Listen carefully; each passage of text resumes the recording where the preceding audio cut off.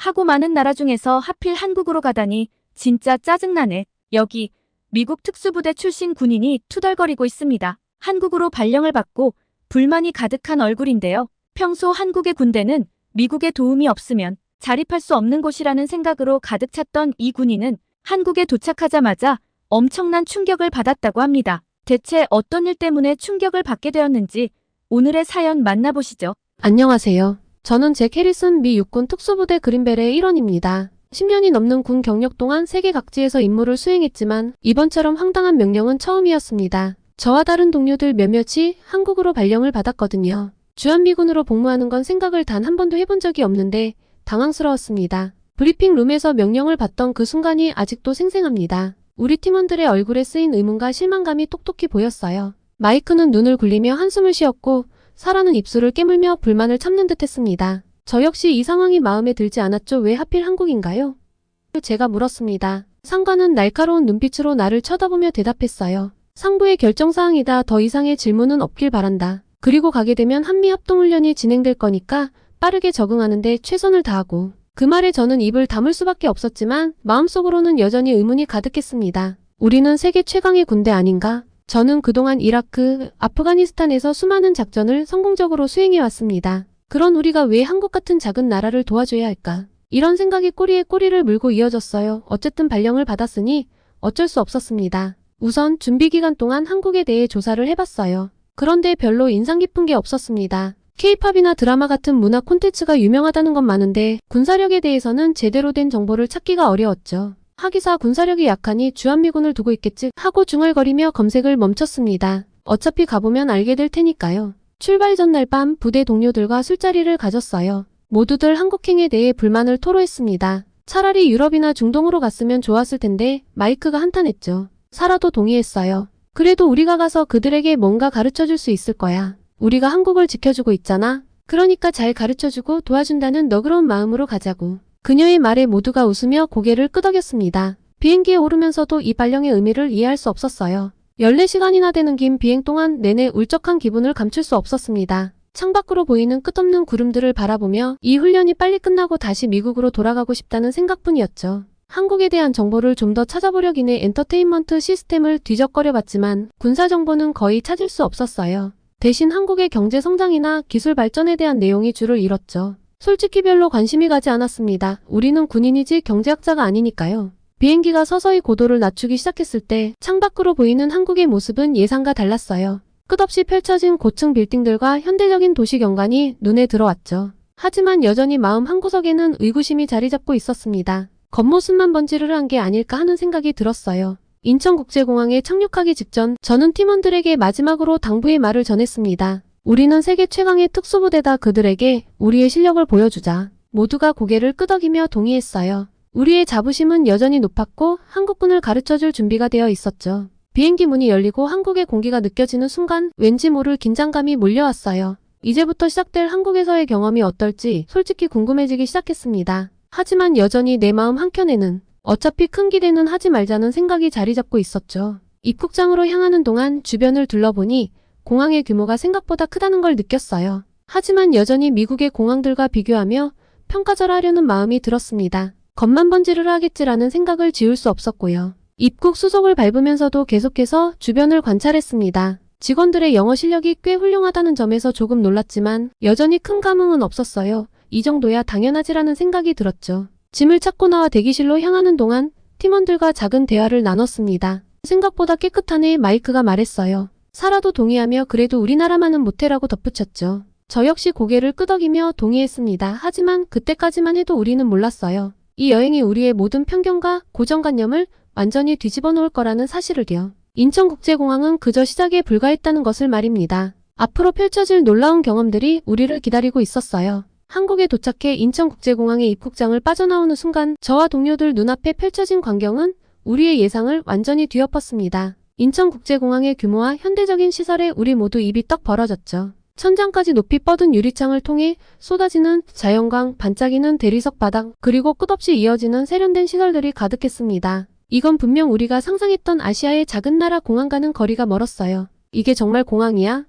마이크가 놀란 목소리로 중얼거렸습니다. 사라도 고개를 끄덕이며 미국 공항보다 더 크고 깨끗해 보이는데 라고 했어요. 저 역시 눈을 크게 뜨고 주변을 둘러보았죠. 우리 셋 모두 믿기지 않는 표정으로 서로를 바라보았습니다. 그때 우리를 맞이하러 나온 한국 측 관계자인 김현우 씨가 유창한 영어로 우리를 반겼어요. 미국에서 오신 특수부대 여러분 환영합니다. 마이크가 먼저 입을 열었습니다와 이 공항 정말 크네 잠깐 둘러봐도 될까요? 김현우 씨는 미소를 지으며 고개를 끄덕였습니다. 물론이죠. 시간이 충분합니다. 공항 구경하실 때 제가 안내해 드릴게요. 우리는 천천히 공항 내부를 걷기 시작했습니다. 그때 사라가 갑자기 걸음을 멈추더니 무언가를 가리켰어요. 저게 뭐죠? 엄청 빠르게 움직이는데 김현우 씨가 설명했습니다. 아, 저건 자동 수화물 처리 시스템이에요. 시간당 54,000개의 수화물을 처리할 수 있답니다. 우리 모두 놀란 표정을 지었죠? 마이크가 물었어요. 와, 정말요? 그렇게 많이요? 네, 맞아요. 김현우 씨가 대답했습니다. 효율성을 높이기 위해 계속 개선하고 있죠.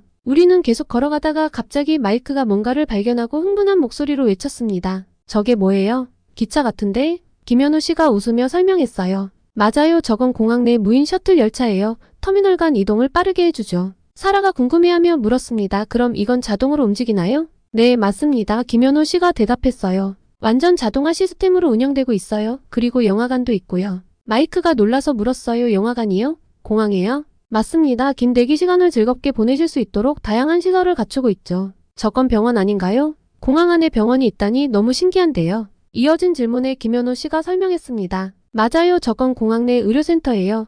24시간 응급 의료 서비스를 제공하고 있죠. 나도 놀라서 물었습니다. 정말요? 그럼 여기서 진료도 받을 수 있나요? 물론이죠. 김현우 씨가 대답했어요. CT 스캐너, 엑스레이 기계, 심지어 작은 수술실까지 갖추고 있답니다. 마이크가 궁금해하며 물었습니다. 와, 대단하네요. 그럼 이런 시설을 실제로 사용한 적도 있나요? 김현우 씨는 고개를 끄덕이며 대답했어요. 네, 물론이죠. 얼마 전에도 외국인 관광객이 심장마비로 쓰러졌는데 여기서 응급처치를 받고 목숨을 건졌답니다. 그의 말에 이런 시설이 생각보다 더 체계적이고 전문적으로 사람의 생명을 구하는 데 쓰인다는 사실에 깊은 인상을 받았어요. 저는 우리를 태우러 온 차를 기다리면서 저는 문득 이번 주한미군 발령에 대한 기대감이 생기기 시작했습니다. 과연 한국군은 어떨지 정말 궁금해졌죠. 우리가 우습게 봤던 이 나라에서 배울 것이 정말 많을 것 같다는 생각이 들었습니다. 미군에 대한 특혜도 많다고 들었고요. 차에 오르면서 김현우 씨가 말했어요. 앞으로 여러분들이 머물 관사로 가겠습니다. 내일부터 본격적인 훈련이 시작될 거예요. 그의 말에 우리는 고개를 끄덕였습니다. 이제는 더 이상 귀찮은 임무가 아니라 흥미진진한 도전으로 느껴졌어요. 차창 밖으로 보이는 서울의 야경을 바라보며 저는 이 여행이 우리에게 어떤 변화를 가져다 줄지 기대하게 되었습니다. 고층 빌딩들이 밤하늘을 수놓은 모습은 마치 미래 도시를 보는 것 같았어요. 뉴욕이나 LA 못지않게 멋졌습니다. 우리는 관사에 도착해 짐을 풀면서 오늘 하루 있었던 일에 대해 이야기를 나눴어요. 잠자리에 들기 전까지도 저는 창밖으로 보이는 서울의 불빛을 바라보았습니다. 이 눈부신 도시 뒤에 숨겨진 한국의 군사력은 과연 어떨지, 내일 시작될 훈련은 어떤 모습일지 상상하며 잠이 들었어요. 다음날 아침 일찍 우리는 한국군 훈련장으로 향했습니다. 훈련장에 도착하자 한국군 관계자들이 우리를 맞이했습니다. 그들의 깔끔한 복장과 예의 바른 태도가 인상적이었어요. 우리를 안내한 박중령은 유창한 영어로 오늘의 일정을 설명해 주었습니다. 오늘은 우리 군의 최신 기술과 장비들을 소개해드리겠습니다. 그의 자신감 넘치는 목소리에서 한국군의 자부심이 느껴졌어요.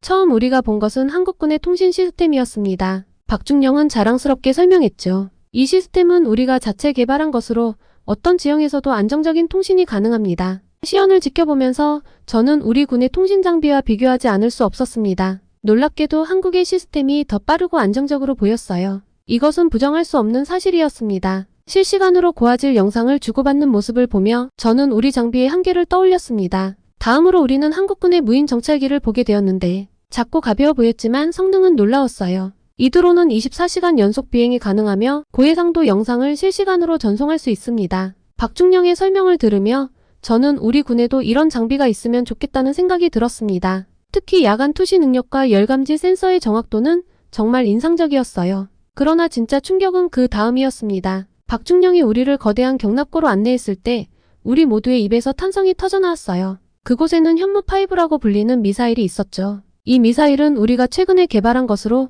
정확도와 파괴력 면에서 세계 최고 수준입니다. 박중령의 설명을 들으며 저는 미국의 미사일 기술과 비교하고 있었습니다. 현무5를 자세히 살펴보면서 저는 놀라운 사실들을 알게 되었습니다. 이 미사일은 초음속으로 비행할 수 있으며 다중 탄두를 탑재할 수 있다고 했어요. 더욱 놀라운 것은 정확도였습니다. 박중령은 이 미사일이 수미터 오차 범위 내에 목표물을 타격할 수 있다고 설명했어요. 이는 우리 군의 일부 미사일보다도 뛰어난 성능이었죠. 아니, 한국이 언제 이렇게 강력한 국사력을 갖춘 거죠? 이런 생각을 하는 내 자신이 믿기지 않았습니다. 불과 며칠 전만 해도 한국의 군사력을 우습게 여겼는데 말이에요. 현무5를 보며 저는 한국의 기술력을 완전히 잘못 판단했다는 것을 깨달았습니다. 이 미사일 하나만으로도 한국은 세계적인 군사 강국임이 분명했어요. 한국의 현무5를 직접 눈앞에서 보았을 때 우리는 모두 숨을 멈췄습니다. 그 압도적인 크기와 정교한 디자인은 우리가 알던 어떤 미사일과도 달랐어요. 특히 현무5의 다중 탄도 시스템은 우리에게 큰 충격을 주었습니다. 한 번의 발사로 여러 목표를 동시에 타격할 수 있다니 이는 전략적으로 엄청난 이점이었죠. 한국은 도대체 언제 이렇게 고도의 군사력을 갖추게 된 걸까? 말이 안 나오더라고요. 한국 기술진이 자체 개발했다는 사실에 우리는 자존심이 상하게도 그저 경외심을 느낄 수밖에 없었습니다. 현무5의 정확도와 사거리에 대한 설명을 들었을 때 우리는 서로를 바라보며 놀란 표정을 감추지 못했어요. 이 미사일 하나만으로도 한국의 방위력이 얼마나 강력한지 실감할 수 있었습니다. 이어서 박중령은 계속해서 한국군의 다른 첨단 장비들을 소개했습니다. 레이저 유도 포탄, 전자전 장비, 그리고 첨단 전투복들을 설명했습니다. 모두 우리의 예상을 뛰어넘는 수준이었어요. 특히 전투복에 내장된 생체 신호 모니터링 시스템은 정말 인상적이었습니다. 이 시스템은 전투원의 생체 신호를 실시간으로 감지하고 위험 상황을 즉시 알려준다고 했어요. 이런 기술이 있다면 전장에서 얼마나 많은 생명을 구할 수 있을지 상상이 되더군요. 그리고 한국군 장교들과 대화를 나누면서 저는 한국군의 높은 교육 수준과 전문성에 놀랐습니다. 많은 장교들이 미국에서 유학한 경험이 있었고 국제 정세에 대한 깊은 이해를 가지고 있었어요.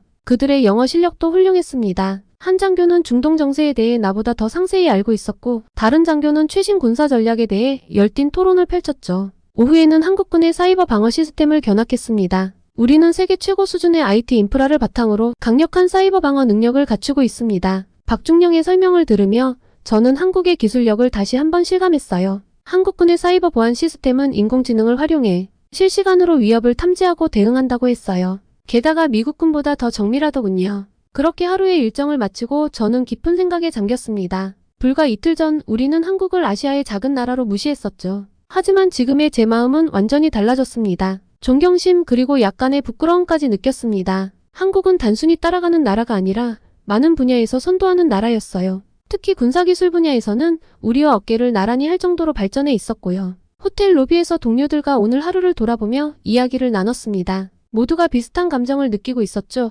한국군의 기술력과 전문성에 대한 놀라움, 그리고 우리의 편견에 대한 반성과 우리가 얼마나 좁은 시각을 가지고 있었는지를 말했습니다. 방으로 돌아와 침대에 누워 저는 오늘 본 것들을 하나하나 떠올려 보았습니다. 현무5 미사일, 첨단 통신 시스템, 사이버 방어 능력 같은 것들이 우리가 알고 있던 한국의 이미지와는 너무나 달랐어요. 한국은 단순히 경제 강국이 아니라 군사기술 분야에서도 세계를 선도하는 국가였습니다. 이런 사실을 몰랐던 우리의 무지가 부끄러워졌어요. 문득 궁금해졌습니다. 우리가 한국에 대해 모르는 것이 얼마나 더 많을까? 이런 생각을 하니 앞으로의 훈련이 더욱 기대되기 시작했어요. 우리가 배울 수 있는 것이 훨씬 더 많을 것 같다는 예감이 들었죠. 한국군의 훈련 방식, 전략, 그리고 그들의 군사, 철학까지 모두 새롭게 아마도 직접 경험하지 않으면 이해하기 힘들 겁니다. 이틀 만에 이렇게 크게 바뀐 저의 생각들을 정리하며 나는 앞으로의 훈련이 더욱 기대되기 시작했습니다. 한국은 우리에게 더 많은 것을 보여줄 준비가 되어 있는 것 같았고 우리는 이제 그것을 받아들일 준비가 되어 있었어요. 이 경험이 우리 군에 어떤 영향을 미칠지 그리고 우리가 어떻게 변화할지 궁금해졌습니다. 새벽 4시 우리는 한국 특수부대의 훈련에 본격적으로 동참하기 위해 기상했습니다.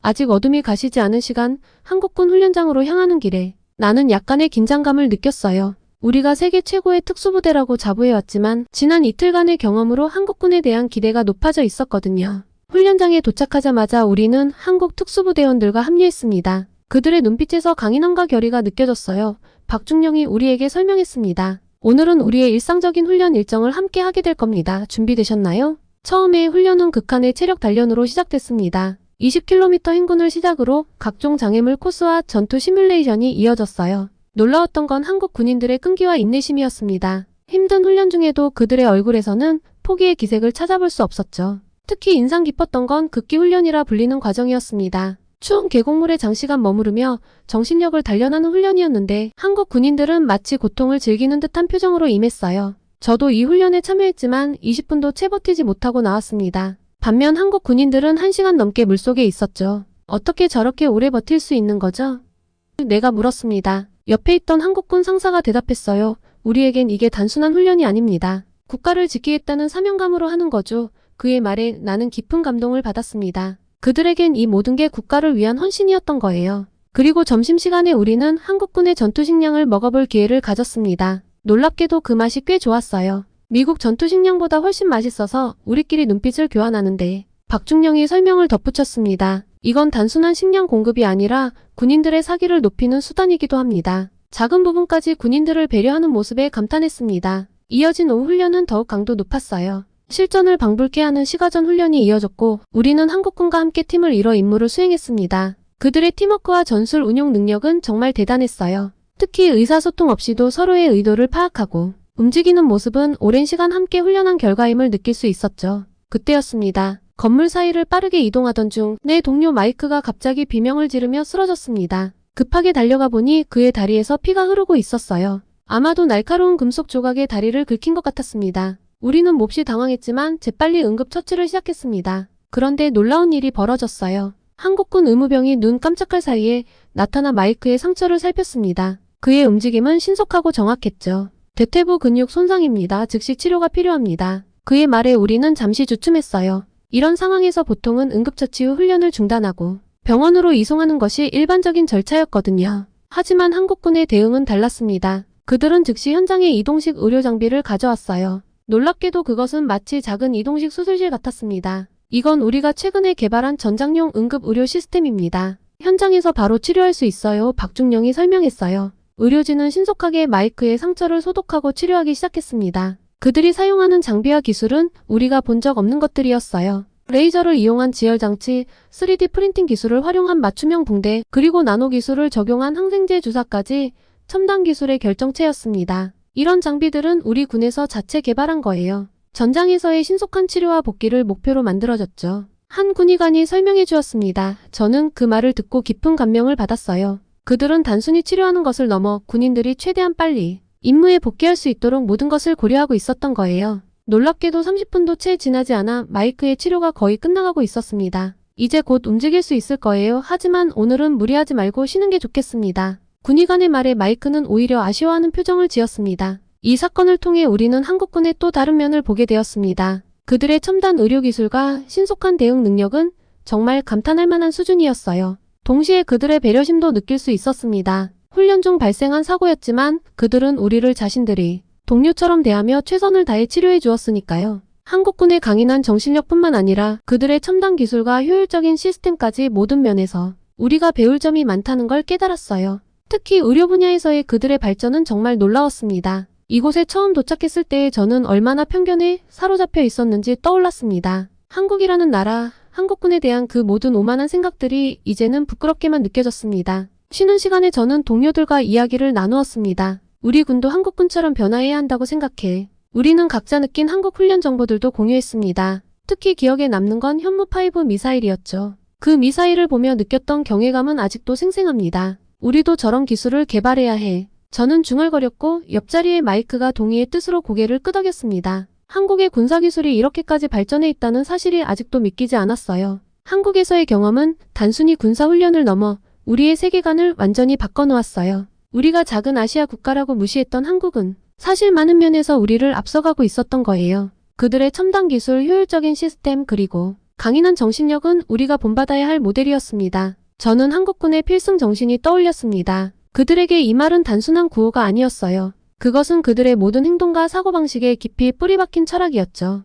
우리도 저런 정신이 필요해 동료들에게 말했습니다. 단순히 임무를 수행하는 것을 넘어 국가를 위해 헌신하는 마음가짐 말이야. 한국군의 사이버 보안 시스템도 정말 인상적이었어. 사라가 말했죠. 우리도 그런 시스템을 구축할 필요가 있어. 현대 전쟁에서 사이버 공간의 중요성은 더욱 커질 테니까. 한국의 사이버 방어 능력은 정말 놀라웠어요. 한국은 이미 미래 전장을 대비하고 있었던 거죠. 그때 마이크가 자신의 다리를 가리키며 말했습니다. 의료기술도 잊지 말자고. 내가 직접 경험해봤지만 그들의 의료 시스템은 정말 대단해. 전장에서 신속하게 부상병을 치료하고 복귀시킬 수 있다니. 그의 말에 우리 모두 고개를 끄덕였어요. 한국군의 의료기술은 우리 군에도 큰 도움이 될 거라 확신했습니다. 앞으로 미국군과 한국군과의 정기적인 교류 프로그램에는 절대 빠지면 안 되겠어. 그리고 미국에서도 더 많은 인원이 참여해야겠고 우리가 경험한 것처럼 직접 보고 느끼는 것만큼 효과적인 건 없으니까. 그의 제안에 우리 모두 동의했어요. 지속적인 교류를 통해 양국 군대가 함께 발전할 수 있을 거라는 확신이 다들 들은 거죠.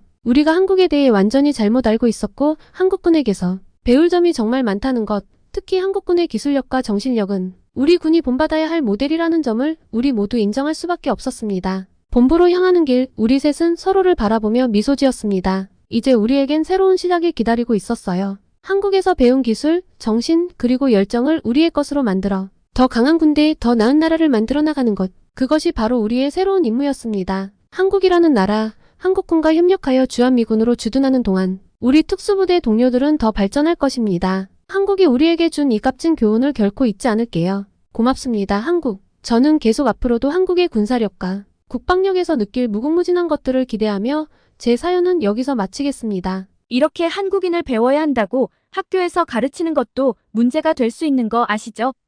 선생님, 인종차별을 하는 건가요? 학교에 정식으로 항의하겠어요. 여기 미국의 한 학교 교무실 중국인 학부모들이 몰려와 선생님에게 거세게 항의하고 있습니다. 이야기를 들어보니 이 선생님이 어떤 한국인에 대한 이야기를 아이들에게 가르쳐서 이렇게 항의하는 거라는데요. 이 선생님은 중국인 학부모들의 항의에도 아랑곳하지 않고 계속해서 이 한국인에 대한 교육을 했고 놀라운 변화를 만들어냈다고 합니다. 대체 무슨 일일까요? 오늘의 사연 시작합니다. 안녕하세요. 저는 사라 브라운이에요. 30대 중반의 평범한 중학교 교사고 한국 덕분에 정말 놀라운 기적을 맛본 사람입니다. 제 이야기를 이렇게 한국분들께 공유할 수 있어 정말 영광이에요. 제가 맛본 기적의 시작은 아주 평범한 일상 속에 숨어 있었어요. 그날도 여느 때와 다름없이 수업을 마치고 집에 돌아왔고 피곤해서 소파에 뻗어버렸죠. TV 채널을 무심코 돌리다가 우연히 한 다큐멘터리를 보게 됐습니다. 바로 조니김이라는 사람의 이야기였어요. 처음엔 그저 평범한 다큐인 줄 알았어요. 그런데 이야기가 진행될수록 제 눈은 점점 커져갔죠. 특수부대 저격수, 의사, 그리고 우주비행사가 되었다니? 한 사람의 이력이라고는 믿기지 않았거든요. 인생을 한 3번을 살아낸 엄청난 사람이구나, 천재인가? 했는데 어린 시절의 이야기가 이어졌습니다. 조니김의 어린 시절 이야기를 들으면서 제 마음이 아팠어요. 그의 아버지는 술을 마시면 가족들에게 손찌검을 하는 등 가정폭력을 일삼았다고 해요. 어느 날은 술에 취한 아버지가 허공에 총을 쏘다가 출동한 경찰에 의해 사살당하는 비극적인 일까지 겪었다더라고요. 학창시절에는 정체성 혼란으로 힘들어했대요. 이민 2세로서 두 문화 사이에서 갈등하며 자신의 자리를 찾지 못했다고 해요. 점심시간에 혼자 밥을 먹는 게 가장 힘들었다고 하더라고요. 자신감 부족으로 친구들과 어울리지 못하고 학교 무도회에도 참석해본 적이 없었다고 하고요. 이런 이야기를 들으면서 우리 학교의 많은 아이들이 떠올랐어요. 어려운 가정 환경, 소외감, 자신감 부족. 제 속을 썩여 힘들게 만들기도 하지만 한편으로는 너무 안쓰러운 아이들이 학교에 많거든요. 대체 이런 어려움을 어떻게 극복하고 그런 위대한 업적을 만들어냈는지 궁금해졌습니다. 더구나 그 과정에서 자신의 한국 뿌리를 잊지 않고 오히려 그걸 자랑스러워한다는 게 정말 인상 깊었죠. 다큐를 보면서 계속 생각했어요. 우리 아이들에게 이 이야기를 들려주면 어떨까? 조니김의 어린 시절과 비슷한 환경에서 힘들어하는 아이들에게 희망이 될 수 있지 않을까 하고요. 그날 밤 잠들기 전까지 계속 조니김에 대해 찾아봤어요. 그의 인터뷰들을 보면서 더 깊은 감동을 받았어요. 특히 자신의 뿌리에 대한 그의 생각이 인상 깊었죠. 조니김은 이렇게 말했어요. 한국계 미국인으로서의 정체성이 제게는 특별한 힘이 되었습니다. 두 문화 사이에서 자라며 겪은 경험들이 제 시야를 넓혀주었고 세상을 바라보는 독특한 관점을 만들어줬죠. 이제는 그것이 제 강점이라고 믿습니다. 이 말을 들으면서 우리 학교의 다양한 배경을 가진 학생들이 떠올랐어요. 그들의 다양성이 약점이 아니라 강점이 될 수 있다는 희망을 보았죠. 다음날 아침 학교로 향하는 길에 결심했어요. 우리 반 아이들에게 조니김의 이야기를 들려주기로요.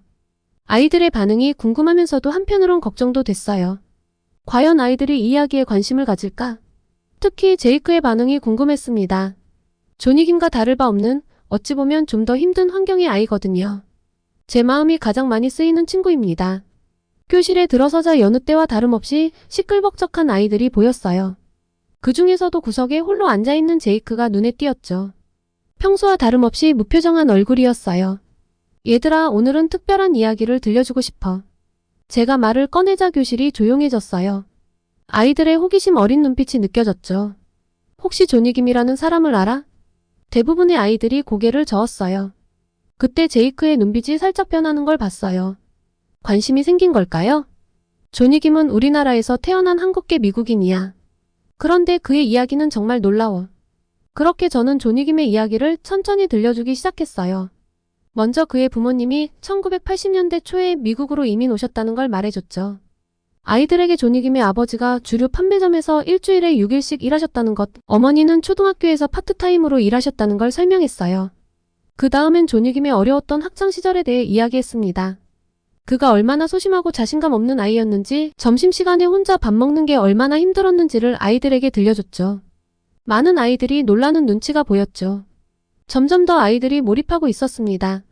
그리고 조니김이 어떻게 그 모든 어려움을 극복했는지 설명했어요. 고등학교를 졸업하고 해군에 입대해 네이비실이 된 과정, 또 100번이 넘는 전투에 참여해 은성 훈장과 동성 훈장을 받았다는 걸 이야기했죠. 아이들의 눈이 커지는 게 보였어요. 아이들의 마음이 움직이는 느낌이 들어 신이 났습니다. 그리고 의사가 되기로 결심한 이야기, 하버드 의대를 졸업하고 응급의학과 의사가 된 과정도 들려줬어요. 마지막으로 나사에 지원해서 1600대 1의 경쟁률을 뚫고 우주비행사가 된 이야기를 했죠. 그 부분에서는 교실이 술렁이었어요. 처음 조니김의 이야기를 접했던 저처럼 쉽사리 믿기 힘든 눈치였죠. 아이들에게 조니김이 이룬 이 모든 과정이 쉽지 않았다는 걸 강조했어요. 하지만 포기하지 않고 꿈을 향해 노력하면 무엇이든 이룰 수 있다는 걸 조니김의 이야기를 통해 전하고 싶었죠. 아이들의 반응은 제 예상을 뛰어넘었어요. 처음엔 무표정하게 듣던 아이들도 점점 이야기에 빠져들더라고요. 특히 제이크의 변화가 눈에 띄었어요. 평소엔 무관심한 표정이었는데 이야기가 진행될수록 눈빛이 달라지는 게 보였거든요. 조니김의 이야기를 처음 들려준 그날 이후 우리 반 분위기가 조금씩 바뀌기 시작했어요. 특히 제이크의 변화가 눈에 띄었죠. 예전엔 수업 시간에 늘 잠만 자던 아이였는데 이제는 가끔 고개를 들고 제 이야기를 듣곤 했거든요. 하지만 여전히 제이크는 문제아였어요. 다른 아이들과 잘 어울리지 못하고 숙제도 거의 안 해오고. 그래서 어느 날 저는 제이크를 따로 불렀어요. 제이크, 잠깐 이야기 좀 할 수 있을까? 제이크는 무뚝뚝하게 고개를 끄덕였어요. 그 모습이 왠지 조니김의 어린 시절과 겹쳐 보이더라고요. 너 요 근래 나를 가장 반짝이며 봤을 때가 언젠지 알아? 대답을 하지 않더군요. 부드럽게 웃으며 말을 이어갔습니다. 조니김 이야기를 들려줄 때 유일하게 안 졸고 나를 쳐다보던데. 혹시 그의 이야기에서 흥미로운 게 있었니? 제이크는 잠시 망설이다가 입을 열었어요. 그냥 그 사람도 어릴 때 저랑 비슷했다고 해서 호기심이 좀 갔던 것 뿐이에요. 그 말을 듣는 순간 저는 가슴이 뭉클해졌어요. 제이크가 조니김의 이야기에서 자신을 발견했다는 걸 알게 됐거든요. 변화에 싹이 생길 수 있다는 희망을 보았습니다. 그래, 맞아. 조니김도 너처럼 어려운 시절을 보냈어. 하지만 그는 그걸 극복하고 대단한 사람이 됐지. 처음 그 이야기를 접했을 때 나도 놀랐어. 제이크의 눈빛이 흔들리는 게 보였어요. 그래서 저는 수업 시간에 말했던 것보다 더 자세하게 조니김의 이야기를 들려주기 시작했습니다. 가정폭력에 시달렸던 이야기, 학창시절에 왕따였던 이야기, 그리고 어떻게 그 모든 것을 이겨냈는지. 제이크, 내가 얼마나 힘든 상황인지 잘 알아. 내 아버지가 술 문제로 집을 나가셨고 어머니 혼자 너희 3남매를 키우느라 고생하시는 걸 봤어. 내가 아르바이트를 하면서 동생들을 돌보고 있다는 것도 알고 있어. 학교에서도 따돌림 당하고 성적 때문에 스트레스 받는 것도 다 알고 있단다.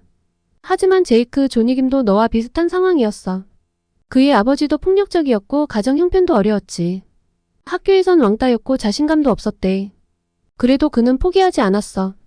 그리고 봐, 지금은 우주비행사가 되었잖아. 난 너가 조니김과 닮은 것 같아, 제이크. 내 안에도 그와 같은 힘이 있다고 믿어.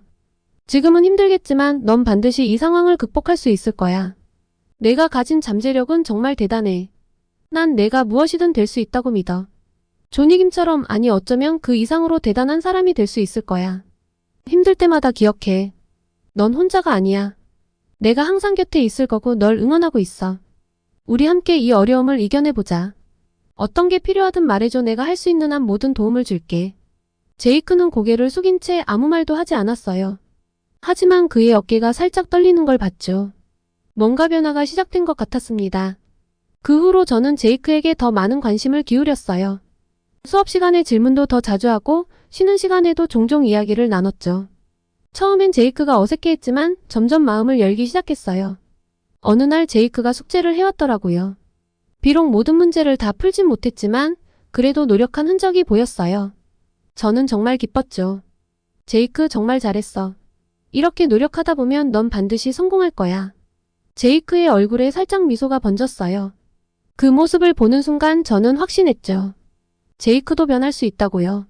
하지만 모든 게 순탄하진 않았어요. 어느 날 제이크가 다른 아이와 싸워서 교무실에 불려갔거든요. 저는 얼른 달려갔죠. 제이크 무슨 일이야? 제이크는 고개를 숙인 채 대답하지 않았어요. 하지만 저는 포기하지 않았죠. 내가 화가 난 이유를 말해줄 수 있어? 우리 같이 해결해보자. 그제서야 제이크가 입을 열었어요. 알고 보니 다른 아이가 제이크의 가정 형편을 놀렸던 거예요. 저는 제이크의 손을 잡았죠. 제이크, 내가 얼마나 화났을지 이해해. 하지만 폭력은 해결책이 될 수 없어. 조니김도 비슷한 상황을 겪었지만 그는 폭력 대신 자기 개발을 선택했어. 제이크의 눈에 눈물이 고이는 걸 봤어요. 그 순간 저는 제이크를 꼭 안아주었죠. 넌 혼자가 아니야, 제이크. 난 항상 내 편이야. 우리 함께 이겨내보자. 그 일 이후로 제이크의 변화는 더욱 뚜렷해졌어요. 수업 태도도 좋아지고 다른 아이들과도 조금씩 어울리기 시작했죠. 물론 여전히 문제가 있긴 했지만 확실히 나아지고 있었어요. 어느 날 제이크가 제게 물었어요. 선생님, 저도 조니김처럼 될 수 있을까요? 저는 미소 지으며 대답했죠. 물론이지, 제이크. 넌 이미 그렇게 되어가고 있어. 조니김도 하루아침에 변한 게 아니야. 매일 조금씩 노력한 결과야. 제이크의 눈에서 처음으로 희망의 빛을 봤어요. 그 순간 저는 제가 옳은 일을 하고 있다는 확신이 들었죠. 이렇게 제이크와의 특별한 여정이 시작됐어요. 물론 아직 갈 길이 멀었지만 저는 믿었어요. 제이크가 그리고 우리 반 모든 아이들이 각자의 잠재력을 꽃피울 수 있다고요. 조니김의 이야기가 그 씨앗이 되어줬죠. 이제 그 씨앗이 어떻게 자랄지 정말 기대됐어요. 제이크의 변화는 정말 놀라웠는데요. 처음엔 조금씩 그러다 눈에 띄게 달라지기 시작했죠. 어느 날 제이크가 수업 시간에 손을 들었어요. 그것도 자발적으로요. 선생님, 이 문제 어떻게 푸는지 설명해 주실 수 있나요? 순간 교실이 조용해졌어요. 다들 제이크가 수업에 참여하는 걸 처음 봤거든요. 저는 얼른 미소 지으며 대답했죠. 물론이지, 제이크. 정말 좋은 질문이야. 그날 이후로 제이크는 수업 시간마다 적극적으로 참여하기 시작했어요. 질문도 하고 발표도 했습니다. 때로는 틀리기도 했지만 그래도 포기하지 않았죠. 그리고 이 노력은 달라진 성적으로 증명됐습니다. 제이크가 시험 결과를 받고 환하게 웃는 걸 봤죠. C를 받았더라고요. 예전에 F에서 많이 올랐죠. 아니, 옳은 수준이 아니었습니다. 예전엔 그냥 백지를 제출했었거든요. 제이크 정말 대단해. 내가 얼마나 노력했는지 알아. 조니김도 이렇게 한 걸음씩 나아갔을 거야. 제이크는 쑥스러운 듯 웃으며 말했어요. 선생님, 저 군대에서 장교를 하고 싶어요. 제가 될 수 있을까요? 물론이지. 넌 무엇이든 될 수 있어. 중요한 건 포기하지 않는 거야. 그 말을 듣고 제이크의 눈이 반짝였어요. 그 눈빛에서 저는 희망을 봤죠. 제이크의 변화는 다른 아이들에게도 영향을 미쳤습니다. 특히 제이크처럼 어려운 환경에 있는 아이들이 더 엄청난 변화를 보였어요. 해서 뭐가 달라져 해서 조금씩 변화하는 제이크를 보며 나도 할 수 있을지도 모른다고 생각하기 시작했던 것 같습니다. 가장 기억에 남는 학생은 에밀리라는 여학생이었어요. 편모 가정에서 자라며 항상 위축돼 있던 아이였죠. 어느 날 에밀리가 제게 와서 말했어요. 선생님, 저도 제이크처럼 변하고 싶어요. 어떻게 하면 될까요? 저 사실 공부를 그동안 제대로 안 해서 뭐부터 해야 할지 모르겠어요. 저는 에밀리의 손을 잡고 말했죠. 에밀리, 넌 이미 첫걸음을 뗐어. 변하고 싶다고 생각한 것 자체가 시작이야. 이제 조금씩 노력해보자. 내가 도와줄게. 그렇게 에밀리도 다른 아이들도 하나둘 변화하기 시작했어요. 수업 시간에 조용하던 교실이 이제는 질문과 토론으로 활기차졌죠. 물론 모든 게 순탄하진 않았어요. 때로는 아이들이 좌절하고 포기하려 할 때도 있었죠. 그럴 때마다 저는 조니김의 이야기를 다시 들려줬어요. 조니김도 수없이 많은 실패를 겪었어. 하지만 그는 포기하지 않았지. 그래서 지금의 위대한 사람이 된 거야. 너희들도 할 수 있어. 점점 아이들의 성적이 올랐어요. 학교 폭력 문제도 줄어들었고요. 선생님들 사이에서도 우리 반 얘기가 화제가 되기 시작했죠. 브라운 선생 도대체 어떻게 한 거예요? 아이들이 많이 달라졌어요. 저는 그저 미소 지으며 대답했어요. 아이들 안에 있던 잠재력을 깨운 것뿐이에요. 존익임의 이야기가 그 계기가 됐죠. 교장 선생님은 그게 무슨 소리냐며 의아해하셨는데 웃어넘겼습니다. 제대로 한 학기를 잘 맞춰보고 싶었거든요. 그러고 나면 꼭 건의하고 싶었던 것이 있었습니다. 제 예상대로 학기가 끝나갈 무렵 우리 반은 완전히 달라져 있었어요. 성적은 물론이고 아이들의 태도, 서로를 대하는 모습까지 가장 말썽쟁이였던 우리 반 아이들의 모든 게 변했죠. 교장 선생님께서 저를 부르셨어요. 브라운 선생 정말 대단해요. 궁금해서 참을 수가 없군요. 어떻게 이런 변화를 만들어냈죠? 그때 얼핏 말했던 존이, 그 사람은 대체 뭐예요? 저는 존익임의 이야기를 들려드렸어요. 그리고 아이들이 어떻게 그 이야기에서 희망을 얻고 변화했는지 설명했죠. 교장 선생님은 깊은 감명을 받으신 듯 했어요. 기회를 놓치지 않고 건의했습니다. 이 이야기를 다른 반 아이들에게도 들려주면 어떨까요? 아니, 전교생에게 들려주는 건 어떨까요? 우리 반 아이들의 변화를 보며 존익임의 이야기를 더 많은 아이들에게 알려주고 싶었어요. 교장 선생님께서 기쁘게 동의해 주셨습니다. 저는 정말 감격스러웠어요. 이 작은 시도가 이렇게 큰 변화를 가져올 줄은 몰랐거든요. 교장 선생님은 전교생이 다 모이는 자리를 가급적 빠르게 가지자고 하셨어요. 저는 조금 부담스럽기도 했지만 동시에 가슴이 뛰었어요. 더 많은 아이들에게 희망을 줄 수 있다는 생각이 들었으니까요. 교장 선생님, 이번 시도가 좋은 결과를 가지고 오겠죠? 교장 선생님은 환하게 웃으셨죠. 물론이에요, 브라운 선생. 당신이 만들어낸 변화를 봤잖아요. 이건 우리 학교 전체에 필요한 이야기예요. 그렇게 우리는 전교생 대상 특별 강연을 준비하기 시작했어요. 제가 존익임의 이야기를 들려주고 우리 반 아이들이 자신들의 변화 경험을 나누는 식으로요. 준비 과정에서 제이크가 제게 와서 말했어요. 선생님, 저도 이야기하고 싶어요. 제가 어떻게 변했는지 솔직하게 제 이야기를 나누면 다른 친구들에게도 도움이 될 것 같아요. 제 눈시울이 뜨거워졌어요. 정말 고마워, 제이크. 내 이야기가 다른 친구들에게 큰 힘이 될 거야. 드디어 강연 당일 강당은 학생들로 가득 찼어요. 저는 긴장된 마음으로 단상에 섰죠. 여러분, 오늘 저는 여러분에게 특별한 사람의 이야기를 들려주려 해요. 그의 이름은 존익임입니다. 존익임의 이야기를 들려주는 동안 강당은 점점 조용해졌어요. 아이들의 눈빛이 달라지는 게 보였죠. 특히 어려운 환경의 아이들이 더 집중해서 듣는 것 같았어요. 이어서 제이크가 나와 자신의 이야기를 했어요. 처음엔 떨리는 목소리였지만 점점 또렷해졌죠. 저는 공부도 못하고 싸움만 하는 문제아였어요. 하지만 존익임의 이야기를 듣고 변하기로 마음먹었어요. 지금은 미군에 가서 장교가 되는 게 꿈이에요. 그냥저냥 살다가 이대로 죽겠지 하던 제가 이제는 꿈을 가지고 살고 있습니다. 제이크의 이야기가 끝나자 강당에서 큰 박수 소리가 터져나왔어요.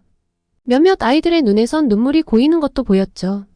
강연이 끝난 후 많은 아이들이 저에게 다가왔어요. 선생님, 저도 변하고 싶어요. 저도 꿈을 가져도 될까요? 라고 물어보는 아이들의 모습에 가슴이 뭉클했죠. 하지만 모든 게 순조롭지만은 않았어요. 며칠 후 교장실로 불려갔거든요. 들어가 보니 몇몇 학부모님들이 계셨어요. 대부분 중국계 학부모님들이었죠. 이게 무슨 소리입니까? 왜 하필 한국계 미국인의 이야기를 들려주는 거죠? 이건 명백한 인종차별이에요. 한 어머님이 화를 내며 말씀하셨어요. 저는 당황했지만 침착하게 대답했죠. 학부모님, 존익임의 이야기는 인종과 관계없이 모든 사람에게 희망을 줄 수 있는 이야기예요. 그의 성공 비결은 인종이 아니라 끈기와 노력이었어요. 하지만 도저히 진정을 하지 않더군요. 이번엔 다른 아버님이 가세했어요. 우리 문화에도 자랑스러운 이민자들이 많아요. 왜 하필 한국인이어야 하죠? 아이들에게 편견을 심어줄 수 있는 교육을 하다니 교사로서 자질이 부족하군요.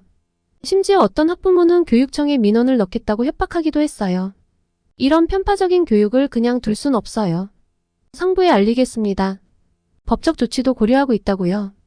학부모들의 목소리가 점점 커지고 분위기가 험악해지는 걸 느낄 수 있었어요. 이 상황을 어떻게 해결해야 할지 막막했죠. 이때 교장 선생님이 나서셨어요. 여러분, 잠시만 들어주세요. 존익임의 이야기는 단순히 한 인종의 성공 스토리가 아닙니다. 이건 어려운 환경을 극복하고 꿈을 이룬 보편적인 이야기입니다. 우리 아이들에게 꼭 필요한 메시지죠. 교장 선생님은 이어서 우리 반의 변화에 대해 설명하셨어요. 성적이 오르고 학교 폭력이 줄어들고 아이들이 꿈을 갖게 된 이야기를 들려주셨죠. 이건 단순한 이야기가 아니라 우리 아이들에게 희망을 주는 도구입니다. 인종을 떠나 모든 아이들에게 도움이 될 거예요. 이 점을 이해해 주셔야 합니다.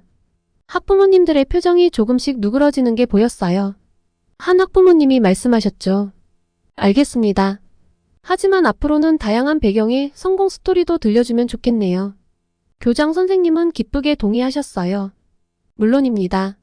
우리는 모든 학생들에게 균형 잡힌 교육을 제공할 거예요. 하지만 지금은 존이김의 이야기가 우리 아이들에게 꼭 필요하다고 생각합니다. 약간의 소동이 있었지만 우리 학교의 변화는 차근차근 진행되고 있었습니다. 그리고 놀라운 변화는 제이크와 에밀리, 우리 반을 넘어 이젠 학교 전체로 퍼졌죠. 복도를 걸을 때마다 느껴지는 활기찬 분위기, 수업 시간의 열정적인 토론, 쉬는 시간에 서로를 돕는 아이들의 모습까지 모든 게 새로워졌죠. 특히 제이크의 변화는 정말 놀라웠어요. 이제 그는 학교의 모범생이 되었고 친구들에게 인기를 얻었습니다. 매일 아침 일찍 와서 공부하고 수업 시간에는 항상 적극적으로 참여해요. 더 감동적이었던 건 스스로 남들을 돕고자 하는 시도까지 했다는 거예요. 어느 날 제이크가 저를 찾아와서 이야기하더군요. 선생님, 제가 동아리를 만들고 싶어요. 어려운 처지에 있는 친구들을 돕는 동아리요. 저는 깜짝 놀랐어요.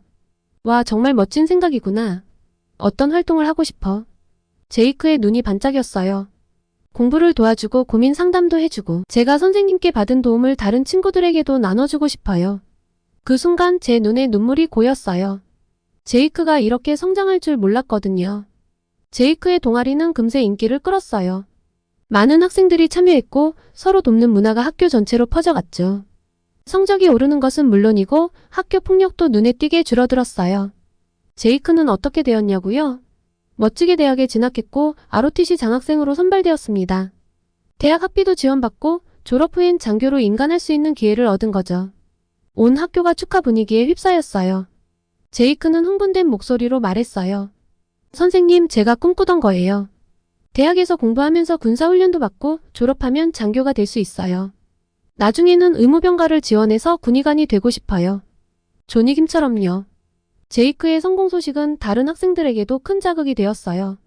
제이크가 할 수 있다면 나도 할 수 있어. 라는 생각이 학생들 사이에 퍼져나갔죠. 특히 어려운 환경에서 자란 학생들에게 큰 희망이 되었어요. 존이김의 이야기로 시작된 작은 변화가 이렇게 큰 파도를 만들어낼 줄 몰랐어요. 한 사람의 이야기가 수많은 사람들의 삶을 바꿀 수 있다는 걸 직접 목격한 거죠. 이제 우리 학교의 모든 학생들이 각자의 꿈을 향해 달려가고 있어요. 제게 이런 보람을 느끼게 해준 존이김, 그리고 그의 뿌리인 한국에 진심으로 감사드려요. 앞으로 또 학교에 좋은 소식이 있다면 메일 보내겠습니다. 다들 건강한 여름 보내세요. 오늘의 사연 재미있게 들으셨나요? 오늘의 사연이 마음에 드셨다면 구독과 좋아요를 눌러주세요. 여러분의 구독과 좋아요는 계속해서 좋은 사연을 소개할 수 있는 힘이 됩니다. 이상 감동저장소였습니다.